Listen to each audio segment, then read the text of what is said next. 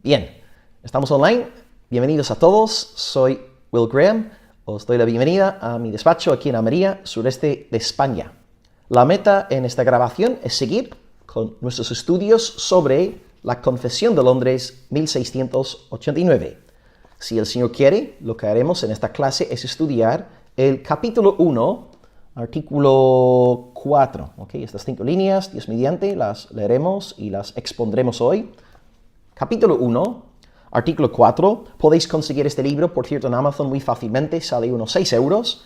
Y gracias por los diferentes mensajes que me habéis ido dejando en los vídeos de esta serie. Yo reconozco que las últimas 4 grabaciones han sido intensas. Vimos, en primer lugar, el canon del Antiguo Testamento, la formación del canon, luego la formación del canon del Nuevo Testamento, y luego dedicamos 2 clases a los libros apócrifos. Y sé que habéis visto, hay muchos nuevos datos. Algunos habéis escrito diciendo, pastor, cuánta información, pero es necesario estudiar estas cuestiones a fondo para tener más dominio en cuanto a nuestra fe, la bibliología, y espero que todo haya sido útil para vuestras vidas. Esta clase sé que va a ser más fácil, será más llevadera, y será más corta que las previas grabaciones. Así que vamos a ir directamente al asunto. La cuestión 1.4, la autoridad de la Escritura, la podéis colocar o escribir como título de esta clase, la autoridad de la Escritura. La autoridad de la Escritura. Voy a leer, para empezar, como siempre, el capítulo 1 y esta vez el artículo 4. Capítulo 1, artículo 4, 5 líneas. Dicen: la autoridad de la Santa Escritura, por la cual ésta debe ser creída, no depende del testimonio de ningún hombre o iglesia, sino enteramente de Dios, quien es la verdad misma, el autor de la Santa Escritura. Por lo tanto, ésta debe ser recibida porque es la palabra de Dios. Bastante lógico, ¿no?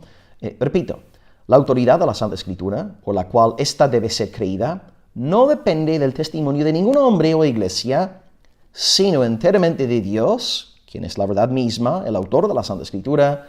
Por lo tanto, esta debe ser recibida porque es la palabra de Dios. Entonces, la confesión nos está diciendo que la autoridad de la Escritura depende de Dios, autor, no de los hombres ni de las iglesias. Lo que quiero hacer entonces en esta clase es dividir este cuarto párrafo en 2 secciones. Podéis escribir, anotar estos 2 puntos. Primer punto, hablaré sobre la negación, en líneas 1 al 3, la negación. Y en segundo lugar, hablaré sobre la afirmación, líneas 3 al 5. Así que primer punto de la clase hoy, negación. Segundo punto, afirmación. Comienzo con la negación y voy a leer líneas 1 al 3. Negación.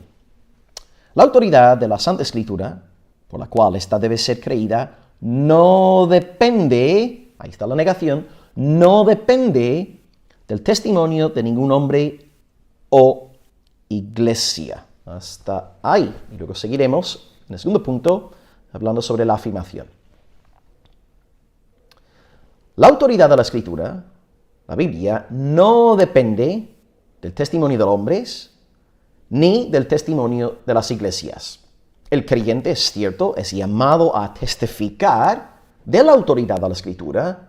No obstante, su testimonio subjetivo no confiere más autoridad a la santa palabra de Dios. Por ejemplo, si el creyente optara por no testificar de la autoridad de la palabra seguiría siendo autoritativa, porque la autoridad de la Biblia es intrínseca.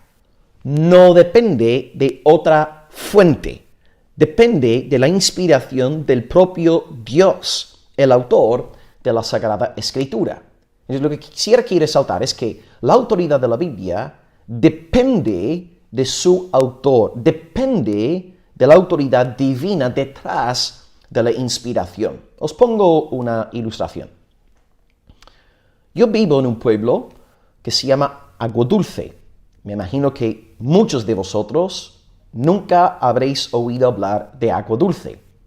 Si mencionara la ciudad de Almería, a lo mejor os resulta más familiar, porque en todas mis grabaciones empiezo diciendo: saludos hermanos, bienvenidos a mi despacho en Almería, España. Es posible que hayáis estado en internet, en San Google, buscando información sobre Almería, y ahora sabéis unos cuantos datos sobre esta hermosa ciudad. Pero yo vivo en un pueblo vecino llamado Agodulce, y me imagino que muy pocos sabréis cosas sobre este pueblo. Pues os comento. Agodulce es un sitio turístico.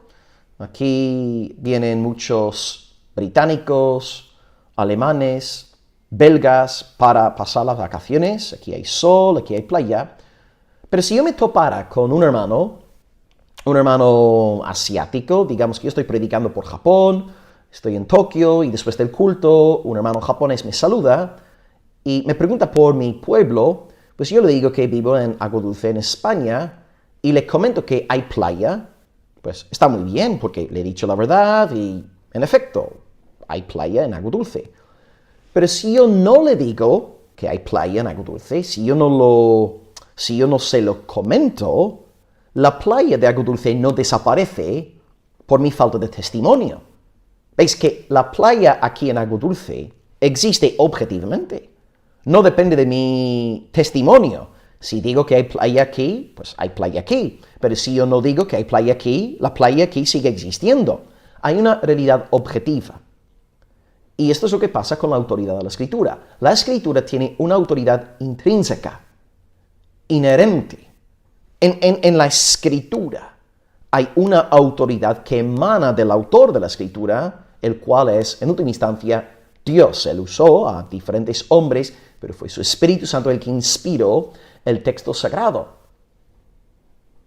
Entonces, hay una autoridad en la Escritura que es intrínseca, y esta autoridad no depende del testimonio de los hombres. Los hombres pueden testificar, los hombres pueden optar por no testificar, pero sus palabras de testimonio o su carencia, su falta de testimonio, no afecta en grado alguno la autoridad intrínseca, objetiva de la Santa Escritura. Y esto es bastante consolador, porque claro, sería bien problemático si la autoridad de la Escritura dependiera de hombres o si dependiera de iglesias. Porque, por un lado, los hombres somos seres falibles. Todos los hombres somos pecadores. De hecho, incluso los autores de la Biblia, hombres como Pedro, Pablo y Juan, eran pecadores. Pedro escribió un par de cartas, primera de Pedro, segunda de Pedro. También pensamos que el Evangelio de Marcos es obra de Pedro. Pedro usó a Marcos como amanuense, pero el contenido del Evangelio de Marcos es una especie de mensaje del apóstol Pedro. Pero Pedro pecó. Podemos ver varios pecados de Pedro registrados en el Nuevo Testamento. Luego Pablo también, que escribió 13 cartas. Pues Pablo también era un hombre, según su propia confesión, que luchaba contra la ley del pecado que había en sus miembros. Pablo peleaba contra el pecado, Pedro era pecador, y luego Juan que escribió 1 de Juan, 2 de Juan, 3 de Juan, Apocalipsis y el Evangelio de Juan, que estamos actualmente exponiendo en nuestra iglesia local, Palabra de Vida Almería. Juan dice en 1 de Juan 1:8, si decimos que no tenemos pecado, nos engañamos a nosotros mismos y la verdad no está en nosotros. Tremendo.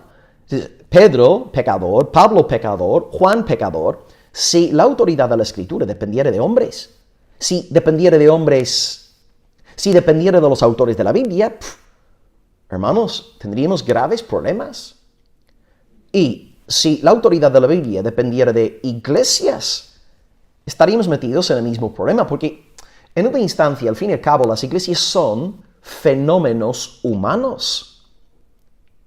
La iglesia puede equivocarse. Por ejemplo, en este asunto de los libros apócrifos que venimos estudiando, os comenté que la Iglesia Católica reconoció de manera conciliar la autoridad de los libros apócrifos por primera vez en un concilio ecuménico en el siglo XVI, en el Concilio de Trento. Y en aquel Concilio de Trento, la Iglesia Católica también condenó, no solamente reconoció la supuesta inspiración de los textos apócrifos, sino que al mismo tiempo condenó el Evangelio que anuncia la feliz verdad de que en Cristo, a través de la fe en Cristo, somos salvos. Trento condenó, Trento pronunció un anatema, una maldición divina contra aquellos que dicen que la justificación es únicamente por medio de la fe en el mérito, en la justicia del Señor Jesús. O sea, en el Concilio de Trento, la Iglesia Católica Romana condenó el Evangelio Apostólico. ¿Veis? Las iglesias pueden equivocarse. Y no estoy diciendo esto con el fin de meterme con los católicos. Os comento también que hay muchos protestantes, muchas iglesias protestantes que pueden estar enseñando doctrinas equivocadas. Pensad en las disputas que están entre nosotros hasta el día de hoy como evangélicos. Por ejemplo, ¿no? Hay iglesias evangélicas divididas sobre la forma correcta de bautizar a un candidato. ¿Debemos usar la aspersión o debemos sumergir al candidato? ¿Qué hacemos con el milenio, no? Están entre los evangélicos los premileniales, que también tienen sus grupitos diferentes, los premileniales históricos, luego los premileniales dispensacionalistas, luego están los amilenialistas y luego los postmilenialistas. Entonces, ¿qué hacemos con el milenio? No todos los grupos pueden llevar la razón, algunos van a estar equivocados. Otro tema que es de actualidad es el asunto sobre la presencia de Cristo en la cena del Señor. ¿Hay una presencia espiritual de Cristo en la cena del Señor? ¿O es puramente un acto conmemorativo sin ningún tipo de presencia espiritual? Encima, hay algunos protestantes que siguen creyendo en alguna presencia real, física del Señor en el pan y el vino, como en varios sectores de la Iglesia luterana. Podríamos también preguntarnos por el anticristo. ¿Habrá un anticristo escatológico? Hay iglesias protestantes que no creen en un anticristo escatológico de futuro, ¿no? Entonces, digo esto para que veáis, no me estoy metiendo con los católicos, pero las iglesias, al ser fenómenos humanos, son falibles, pueden equivocarse. Incluso yo mismo en mi propia teología, en mi propia doctrina, siempre estoy intentando aprender, ¿verdad?, para la gloria de Dios, ser un pastor más útil, más santificado.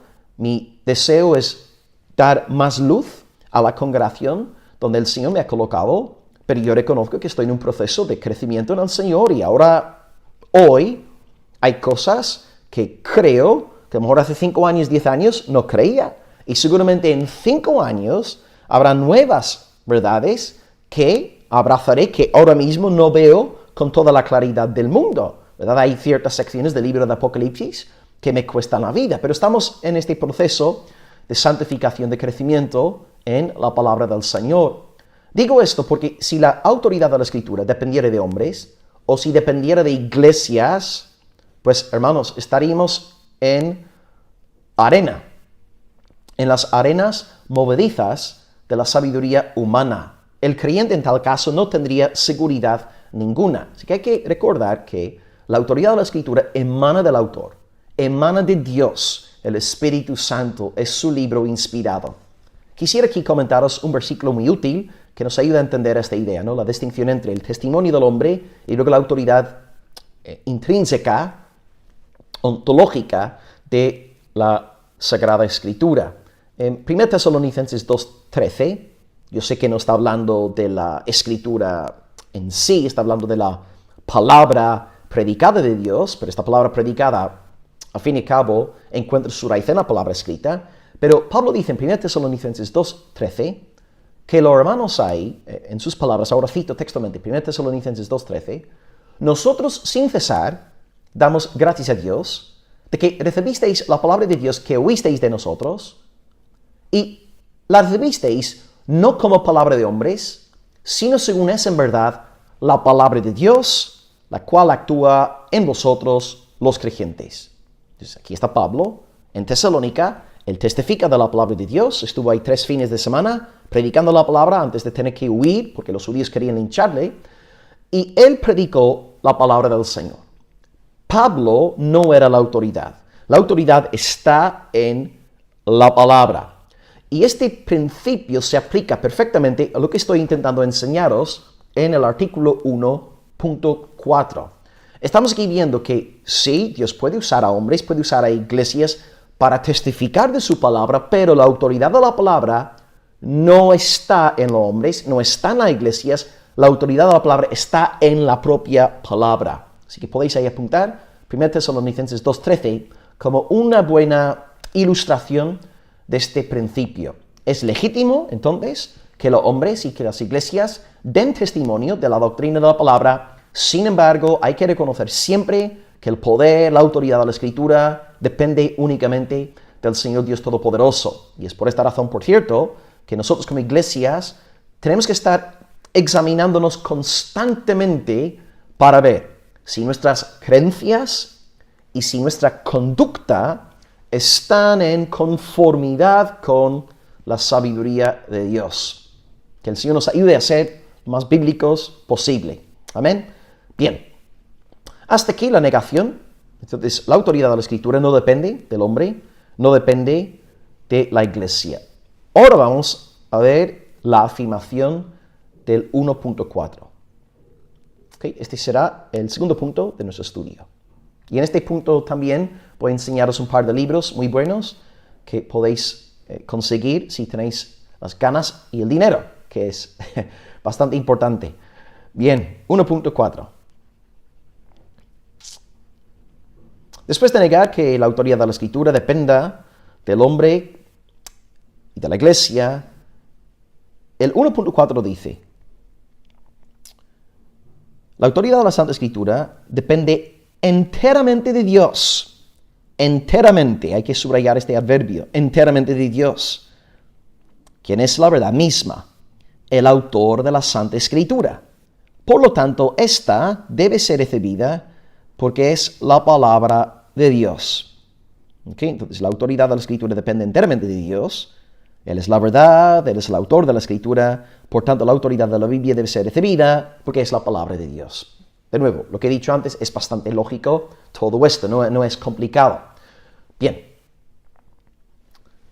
si la autoridad de la Escritura no depende de los hombres, si no depende de las iglesias, entonces ¿de quién o de qué depende la autoridad de la Escritura? Aquí tenemos la respuesta. La confesión nos dice que la autoridad de la Escritura depende enteramente, totalmente, completamente de Dios. ¿Por qué? Porque explica que Él es el autor de la Sagrada Escritura. Dios es el autor de la Escritura. En virtud de su autoría, la Escritura cuenta con su autoridad. Por ejemplo, yo soy padre y cuando doy un mandato a mi hija, este mandato en realidad representa mi autoridad paternal. Si mi hija, mis hijas, desobedecen mi mandamiento, me están desobedeciendo a mí. Así que Dios es el autor, la Escritura es, por así decir, su voz, su palabra. Y esta palabra tiene la autoridad de Dios. Bueno, un par de datos. Martin Lloyd-Jones, en este libro llamado Autoridad, tiene 3 capítulos: la autoridad de Cristo, la autoridad de la Escritura y la autoridad del Espíritu Santo. Él nos comenta que las siguientes frases aparecen 3.800 veces en el Antiguo Testamento. El Señor dijo, el Señor habló y vino palabra del Señor, y otras expresiones parecidas. El Señor dijo, el Señor habló y vino palabra del Señor. 3.800 veces. Luego, Joel Beeke, esta magnífica serie que está siendo ahora traducida al castellano, Joel Beeke, en su libro sobre la doctrina de la revelación, esto forma parte de una serie conocida como Teología Sistemática Reformada. En este libro sobre la revelación, comenta Joel Beeke que la expresión "así dice el Señor" se emplea más de 400 veces en el Antiguo Testamento, y según Joel Beeke, es una expresión usada por un gobernante, como en la frase "así dice el rey". Y Joel Beeke en su libro cita 2 ejemplos bíblicos que os voy a compartir ahora. Éxodo 5, 10 al 11, Éxodo 5, 10 al 11, y luego en segundo lugar, 1 de Reyes 20, versículo 3. ¿Okay? Éxodo 5, 10 al 11, y luego 1 de Reyes 20, versículo 3. Así que leo el primer pasaje. Éxodo 5, 10 al 11. Así ha dicho Faraón, yo no os doy paja, y vosotros iré a coger la paja donde la halléis, pero nada se disminuirá de vuestra tarea. Entonces, explica Vicky que cuando el Faraón dice, así ha dicho Faraón, esta palabra, este decreto emitido por el Faraón no puede ser cuestionado ni disputado, sino solamente obedecido. Así ha dicho el Faraón. En el segundo pasaje sucede exactamente lo mismo. Primero de Reyes, capítulo 20, versículo 3. Así ha dicho Ben-Hadad. Ben-Hadad, por cierto, es el rey de Siria. Se está dirigiendo al rey de Israel. En aquel entonces era Acab, a cargo de la nación.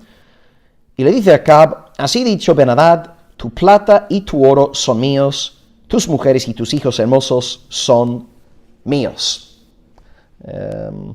Wow, y acto seguido el rey de Israel dice, como tú dices, rey, señor mío, yo soy tuyo y todo lo que tengo. Cuando Faraón dice, así dicho el Faraón, cuando Ben-Hadad dice, así dicho el rey, pues es una declaración autoritativa. Entonces, cuando tú y yo encontramos en las Sagradas Escrituras frases tales como, así ha dicho el Señor, y luego las 3 fórmulas que Martin Lloyd-Jones menciona, ¿no? El Señor dijo, el Señor habló, vino palabra del Señor. Hermanos, estamos en presencia de un libro que cuenta con la autoridad y el sello divinos. Tiene que ser obedecida la Santa Escritura, porque la Escritura es la voz de Dios.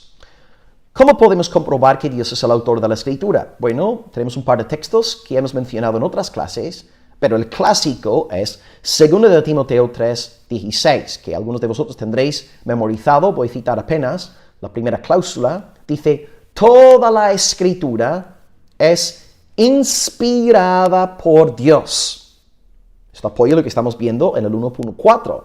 Dios es el autor de la Sagrada Escritura. Otro texto que nos ayuda en este sentido es 2 de Pedro 1:21, donde el apóstol nos dice que la Escritura fue dada por hombres que hablaron siendo inspirados por el Espíritu Santo.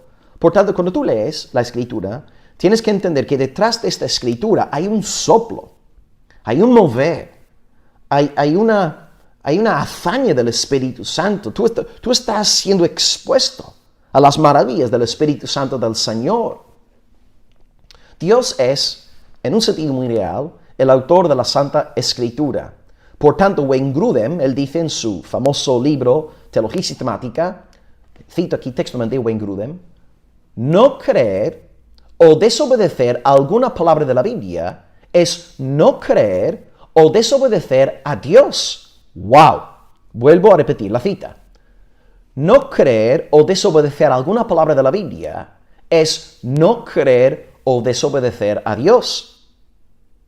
Volved a pensar en la ilustración antes. Yo soy padre, emito un mandato. Si mis hijas no obedecen mi mandato, están pecando contra mí. Me están deshonrando, me están desobedeciendo. Entonces, cuando Dios da un mandato, cuando Dios habla en la Escritura, los hombres, los hijos de Adán, tienen la obligación de seguir, de obedecer, de sujetarse a lo que Dios ha dicho en la palabra. Ahora, algunos podrían decir, Pastor Will, has citado 2 Timoteo 3, 2 de Pedro 1, pero aquellas citas se refieren a las Escrituras del Antiguo Testamento. ¿Cómo puedes tú comprobarnos de que el Nuevo Testamento también goza de este carácter inspirado? Bueno, en primer lugar, animaría a mi interlocutor, en tal caso, a descargar el vídeo que grabamos sobre la inspiración del Nuevo Testamento, la formación del canon del Nuevo Testamento que estudiamos hace un par de semanas. Pero vuelvo a hacer algunos comentarios útiles en este sentido. En aquella grabación sobre la formación del canon del Nuevo Testamento, nombré 2 factores que nos ayudan a discernir la autoridad canónica del Nuevo Testamento. En primer lugar, os dije que los propios escritores del Nuevo Testamento dan a entender que están escribiendo con una autoridad peculiar, singular. Por ejemplo, podéis apuntar 1 Corintios 14, 37, 1 Corintios 14, 37, donde Pablo dice que lo que él está escribiendo son mandatos del Señor. Y luego Apocalipsis 1, 3. Hay otros ejemplos que vimos en aquella clase, pero si queréis ver la clase en su totalidad, podéis descargar el vídeo. Apocalipsis 1, 3 dice que el lector del libro de Apocalipsis será grandemente bienaventurado, bendito, que son promesas que no podemos hacer si no estamos escribiendo un libro inspirado por el Espíritu. Así que el primer factor es que los propios autores del Nuevo Testamento reconocen que tienen una autoridad fuera de lo común. Y en segundo lugar, comenté en el vídeo que hay dos lugares en el Nuevo Testamento donde ciertos autores citan otros textos del Nuevo Testamento como canónicos, como inspirados. Los dos ejemplos son 1 de Timoteo 5:18, donde ahí Pablo cita un texto del Evangelio de Lucas, Lucas 10:7, el obrero es digno de su salario. Y el otro texto es 2 de Pedro 3:16, que alude a los escritos paulinos como escrituras. Ahí tenéis dos ejemplos. Dos factores pues que hemos comentado. Uno, los propios autores están conscientes de escribir con una autoridad singular. Y en segundo lugar, dos textos del Nuevo Testamento indican que otros escritos neotestamentarios ya son canónicos. Además de estos dos factores, quisiera agregar otro dato más. Esto no lo comenté en la clase sobre la formación del canon. Menciono este dato en esta clase, ya que viene tiene que ver con la línea que estamos ahora mismo siguiendo. Cristo dio una promesa a la banda apostólica. Y esta promesa se encuentra en Juan 14, 26 y también en Juan 16, 13. Y leo estas promesas, que son la misma promesa. Primer pasaje, Juan 14, 26. El Consolador, el Espíritu Santo, a quien el Padre enviará en mi nombre, Él os enseñará todas las cosas y os recordará todo lo que yo os he dicho. Y la segunda promesa. Cuando venga el Espíritu de verdad, Él os guiará a toda la verdad, porque no hablará por su propia cuenta, sino que hablará todo lo que oyere y os hará saber las cosas que habrán de venir. Cito de nuevo aquí a Wayne Grudem. Él da su explicación de estos dos textos que acabo de citar. Dice Wayne Grudem: Jesús prometió que el Espíritu Santo les haría recordar a los discípulos todo lo que Él les había dicho y les guiaría a toda la verdad. Esto indica una obra especial de superintendencia del Espíritu Santo por la cual los discípulos podían recordar y anotar sin error todo lo que Jesús les había dicho. Jesús aquí en Juan 14 y 16 está, entre otras cosas, prometiendo una especie de lo que Grudem tacha de superintendencia del Espíritu Santo, y por medio de la obra del Espíritu Santo, algunos de los discípulos van a poder no solamente predicar con el poder del Espíritu, sino escribir con esta inspiración divina. Martin Lloyd Jones, en este libro de nuevo, que enseñantes, autoridad, Martin Lloyd Jones dice, aludiendo a la misma promesa, los apóstoles siempre afirmaron que lo que decían y escribían era la confirmación y la verificación de esa promesa. No hablaban como hombres normales, hablaban como apóstoles. Y esto también se aplica al apóstol Pablo, aunque claro, en Juan 14, en Juan 16, Pablo en aquel momento no era miembro del grupo apostólico, pero sí por la gracia de Dios fue llamado al apostolado. Ahí tenéis entonces tres factores. Factor número uno, para defender la inspiración del Nuevo Testamento, factor uno, los autores están conscientes de poseer una autoridad singular. En segundo lugar, hay dos textos que indican que otros libros del Nuevo Testamento son inspirados. Y número 3, la promesa de Cristo en Juan 14 y Juan 16, que el Espíritu iba a ayudar a los apóstoles a escribir, predicar y escribir la Escritura. El Espíritu Santo de Dios, pues amados, es el autor del Antiguo Testamento y del Nuevo Testamento. Thomas Watson, el puritano, habló del Antiguo y del Nuevo Testamento como los dos labios de la boca de Dios. Por tanto, estos dos testamentos son autoritativos. Porque ¿cuál autoridad es más elevada que la autoridad divina? Con razón, pues, los seres humanos tienen la obligación de sujetarse a la enseñanza de la palabra de Dios. Antes de acabar hoy, comentaros una cosa más que figura aquí en nuestra lectura 1.4. La autoridad de la Biblia pues depende de Dios, enteramente de Dios, es su palabra, Él es autor de esta palabra, y agrega que Él es la verdad misma, la verdad misma. Entonces, os dejo con este pensamiento, que Dios es el autor de la Biblia, y puesto que Él es la verdad misma, aquí tenemos, por así decirlo, la plataforma de lo que conocemos hoy día como la doctrina de la inerrancia. La idea de que la Biblia no se equivoca. La Biblia no contiene errores. Si la Escritura es de Dios, y Dios es la verdad, amén, Padre, Hijo, Espíritu Santo son la verdad.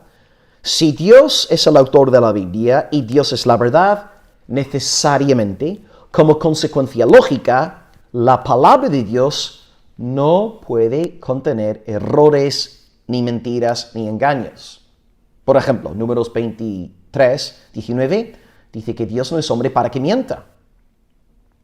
1 Samuel 15, 29, dice que la gloria de Israel no mentirá. Y desde luego, la gloria de Israel es un título divino, está hablando ahí de Dios. En el Nuevo Testamento más de lo mismo. Tito 1:2 dice que Dios no miente, así, categóricamente Dios no miente. Y Hebreos 6:18 llega a aseverar de que Dios dice, es imposible que Dios mienta. Así que hay cosas que Dios no puede hacer, ¿no? No puede negarse a sí mismo, no puede cambiar y Dios no puede mentir. Gloria a Dios. Estoy pensando también en nuestro Salvador Jesús. En Juan 17, versículo 17, Padre, santifícalos en tu verdad, tu palabra es verdad. Si Cristo hubiera creído en errores bíblicos, no podría haber aludido a la Escritura como la verdad. Pero gracias a Dios sabemos que Jesucristo, la cabeza de la Iglesia, estaba plenamente persuadido de la veracidad de la Santa Escritura. En conclusión, amados, si la Biblia es la palabra de Dios por un lado, y si Dios no puede mentir por el otro, a modo de aplicación, esto significa que en primer lugar tenemos que someternos a todo lo que enseña la palabra, porque no es la palabra de Faraón, no es la palabra de Ben-Hadad, no es la palabra del pastor Will, es la palabra de Dios. Y en segundo lugar, si Dios no puede mentir, esto significa que tenemos que reconocer la inerrancia del texto bíblico, la veracidad de todo lo que enseña la palabra del Señor. Amén. Pues espero que todo haya sido fácil de seguir. Acabo con la lectura y luego apago. Artículo 1.4 dice, la autoridad de la Santa Escritura, por la cual ésta debe ser creída, no depende del testimonio de ningún hombre o iglesia, sino enteramente de Dios, quien es la verdad misma, el autor de la Santa Escritura. Por lo tanto, ésta debe ser recibida porque es la palabra de Dios. Pues gloria al Señor, queridos hermanos. Como siempre tenéis las preguntas por debajo del vídeo. Podéis ir contestándolas. Simplemente pediros que no contestéis las preguntas en la plataforma de YouTube para que otros no vean vuestras respuestas. Bien, gloria a Dios. Un abrazo en el amor del Señor y si vuestras iglesias locales tenéis ganas de seguir esta serie de estudios con nosotros, podéis hacerlo, descargar todo, repartirlo de manera gratuita. Por eso subimos todo a YouTube, ¿no? Queremos que los vídeos sean útiles y de gran provecho para la iglesia en el mundo hispanoparlante. Os mandamos un abrazote en el amor del Señor desde Agua Dulce. Hoy no he dicho Almería, digo Agua Dulce aposta, porque antes la ilustración, ¿no? Que estoy en Agua Dulce y bueno, a ver si me voy ahora un rato a la playa. Gloria a Dios. Bendiciones en Cristo y acabamos diciendo sola scriptura y soli Deo gloria. Amén. Hasta luego.